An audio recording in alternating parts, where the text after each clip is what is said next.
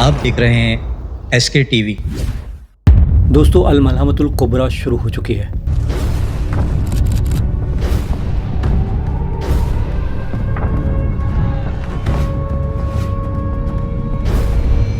وہ جنگ جس کا ذکر احادیث مبارکہ میں فرمایا گیا کہ وہ اتنی شدید اور خونی جنگ ہوگی کہ ہر 100 میں سے 99 اس میں مارے جائیں گے۔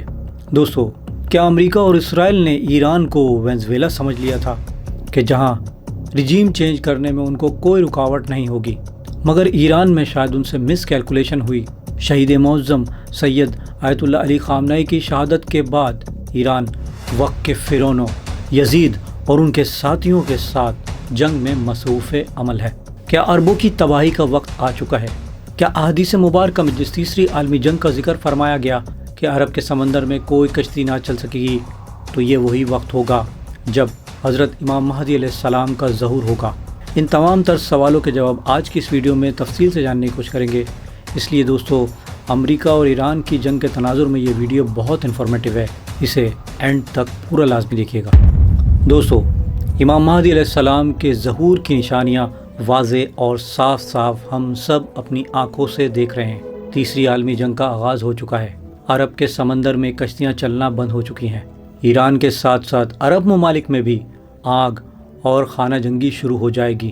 اسی سلسلے کی ایک حدیث مبارکہ میں یہ تمام نشانیاں واضح طور پر بیان فرمائی گئی ہیں۔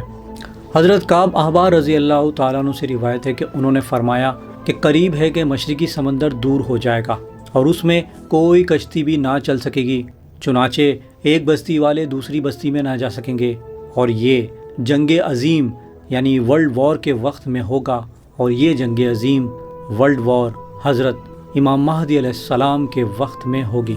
یعنی دوستو، امام مہدی علیہ السلام کی آمد کی نشانیاں ہم سب اپنی آنکھوں سے دیکھ رہے ہیں، اور اگر ایران تباہ ہوتا ہے تو اس کے اطراف کے عرب ممالک میں بھی تباہی ہی تباہی ہوگی اور ہر طرف آگ پھیل جائے گی۔ عرب کے حکمران تو یہ سمجھ رہے ہیں کہ امریکہ اور اسرائیل ایران کو ختم کرنے کے لیے جنگ کر رہے ہیں۔ نہیں دوستو، بالکل بھی نہیں۔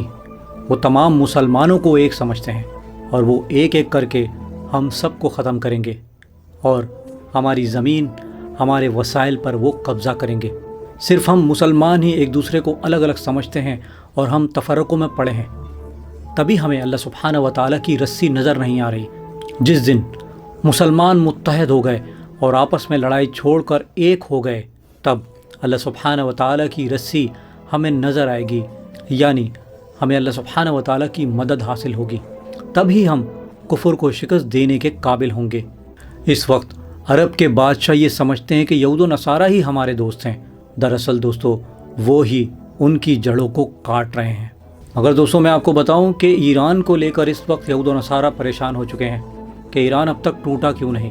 وہ تو یہ سمجھ رہے تھے کہ خامنئی صاحب کو شہید کرنے کے بعد وہ آسانی سے ایران پر قبضہ کر لیں گے اور وہاں حکومت کا تختہ پلٹ کر کے اپنے پسندیدہ کو وہاں حکومت سے نوازیں گے، جیسے انہوں نے لیبیا، عراق اور حال ہی میں شام میں کیا۔ مگر سوال یہ کہ وہ ایران میں ایسا کیوں نہیں کر پا رہے؟ دوستو، ایران کا نظام حکومت شرعی یعنی اسلام پر قائم ہے، جہاں پر اگر ایک رہبر شہید ہو جاتا ہے تو ان کی اسلامی شورا اگلے جانشین کو اپنا سربراہ چنتی ہے، اور یہی وہ نظام ہے جو امریکہ اور اسرائیل کے لیے درد سر بنتا جا رہا ہے۔ اور وہ تو یہ سمجھتے تھے کہ شہید معظم کے بعد ان کا ٹٹو وہاں آسانی سے حکومت پر بیٹھ جائے گا، مگر خامنئی وہ نام ہے کہ جن کی شہادت سے ایران کی عوام بکھری نہیں، بلکہ وہ مزید متحد ہو کر سامنے آئی اور اسرائیل اور امریکہ کے خلاف جنگ کا ایسا اعلان کیا کہ جس کا ان کو اندازہ بھی نہیں تھا کہ ایران ایسا بھی کر سکتا ہے۔ ایران نے اسرائیل، امریکہ اور اس کے اتحادیوں کو صاف اور کھلے الفاظ میں یہ کہہ دیا ہے کہ اب تم ہمارا وہ روپ دیکھو گے جس کا تم تصور بھی نہیں کر سکتے۔ دوستو، وہاں کے سیکیورٹی اور اسٹریٹجک کمانڈ کے لوگوں کا یہ کہنا ہے کہ ہم پچھلے 20 سالوں سے اپنے اڑوس پڑوس میں امریکہ کی طاقت کا استعمال دیکھ رہے تھے، اور ہم یہ سمجھ چکے ہیں کہ وہ کیسے دشمن پر حملہ کرتے ہیں اور ان کی پلاننگ کیا رہتی ہے۔ ہم پچھلے 20 سال سے آج ہی کے دن کا انتظار کر رہے تھے۔ ہم تیار ہیں، ابھی تو شروعات ہے، حملہ ہونا ابھی باقی ہے۔ دوستو، اس طرح کی جو دھمکیاں ایران کی طرف سے اسرائیل اور امریکہ کو دی جا رہی ہیں، اس بات سے ان کا پیشاب نکل گیا ہے اور وہ یہ سمجھ رہے ہیں کہ کیا ایران کو سمجھنے میں ہم سے کوئی غلطی تو نہیں ہو گئی، کیونکہ اس جنگ میں ایران کے جنرل نے یہ کہا ہے کہ ہم نے اپنے ہتھیاروں کے ذخیروں میں ابھی وہ میزائل دکھائے ہیں یا چلائے ہیں جو کہ ہمارے اب تک کے تھوڑے ہلکے ہتھیار تھے۔ اصلی اور خطرناک ہتھیاروں کا استعمال اسرائیل، امریکہ اور اس کے اتحادیوں پر جب ہوگا تو وہ پوری دنیا دیکھے گی۔ اور دوستوں میں آپ کو بتاؤں کہ اس بات سے یہ قیاس کیا جا رہا ہے، اور یہ بات غور سے سمجھیے گا، کہ کہیں ایران نے نیوکلیئر بم تو نہیں بنا لیا تھا، تبھی شاید وہ ابھی تک اتنی بہادری سے امریکہ اور اسرائیل کے ساتھ مقابلہ کر رہے ہیں۔ جہاں ایرانی میزائل انٹرسیپٹ کرتے کرتے امریکہ کے ہتھیار کم پڑتے جا رہے ہیں، وہیں ایران نے اپنے میزائل، ڈرون اور ہتھیاروں کے ذخیروں کے ذخیرے دکھائے ہیں کہ دیکھ لو بیٹا، ہم نے شہید میزائلوں کی ٹنلیں بنا رکھی ہیں جو ہزاروں کی تعداد میں ہمارے پاس موجود ہیں، جس سے ہفتوں نہیں کئی مہینوں تک مڈل ایسٹ میں امریکی فوجی اور بیسز کو لگاتار نشانہ بنایا جا سکتا ہے۔ اور دوستو، یہ خبر اسرائیل اور مڈل ایسٹ میں امریکہ کے لیے کوئی اچھی خبر نہیں۔ مگر دوستو، یہ سب دیکھتے ہوئے بھی عربوں کو سمجھ نہیں آ رہا کہ امریکہ نے ان کی حفاظت کے لیے جو فوجی اڈے، ایئر بیسز وہاں بنائے تھے، وہ تو تمہارے ملک میں موجود اپنے فوجی اڈوں کی حفاظت نہیں کر پا رہا۔ تو وہ امریکہ جس کو تم نے حفاظت پر لگایا تھا، اگر ایران کی جگہ اسرائیل تم پر حملہ کر رہا ہوتا تو شاید یہ فوجی اڈے، یہ ایئر بیسز پھر تمہارے ہی خلاف استعمال ہو رہے ہوتے۔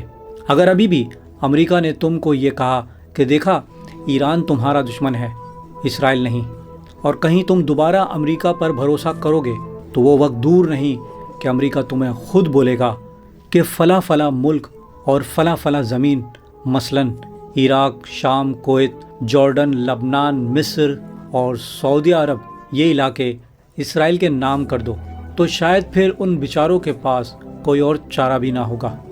اور دوستو، اب تو یہ بات کوئی ڈھکی چھپی نہیں رہی، پوری دنیا کے سامنے آ چکی ہے کہ امریکہ یہ خود کہہ رہا ہے کہ اگر اسرائیل اپنا گریٹر اسرائیل بنا لے تو پھر ہمیں اس پر کوئی اعتراض نہیں ہوگا۔ اور یہ بات حال ہی میں اس کے ایک سفیر نے ایک انٹرویو میں کہی تھی۔ It would be fine if they took it all. This particular area that we're talking about now. دوستو، سورہ مائدہ کی آیت نمبر 51 میں اللہ سبحانہ و تعالیٰ ارشاد فرماتا ہے کہ اے ایمان والو، یہود و نصارہ کو اپنا دوست نہ بناؤ، یہ ایک دوسرے کے دوست ہیں، اور جو شخص تم میں سے ان کو دوست بنائے گا وہ انہی میں سے ہوگا۔ بے شک اللہ سبحانہ و تعالیٰ ظالم لوگوں کو ہدایت نہیں دیتا۔ دوستو، امریکہ افغانستان اور عراق میں گھس سکا کیونکہ ان کو وہاں اندر سے سپورٹ ملی، مگر ایران میں اندر سے جو اس کو سپورٹ ملنی تھی، یوں لگتا ہے کہ رہبر معظم کی شہادت کے بعد ان کی یہ امید بھی ٹوٹ چکی ہے۔ وہ بہت آوازیں لگا رہے ہیں، بہت چیخ و پکار کر رہے ہیں، اور میڈیا پر بار بار یہ کہہ رہے ہیں کہ نکلو اور ایران کی حکومت پر قبضہ کر لو، مگر ایران کے لوگوں کو سمجھنے میں شاید امریکہ سے غلطی ہو گئی، اور یوں لگتا ہے کہ اہل بیت کے راستے پر اگر کوئی چل رہا ہے، کفر کے سامنے اگر کوئی ڈٹ کر کھڑا ہے، اور امام مہدی علیہ السلام کے لشکر میں شامل ہونے کا اگر کسی قوم میں جذبہ ہے تو وہ صرف اور صرف ایران ہے۔ لبیک یا مہدی، لبیک یا وارث ذوالفقار۔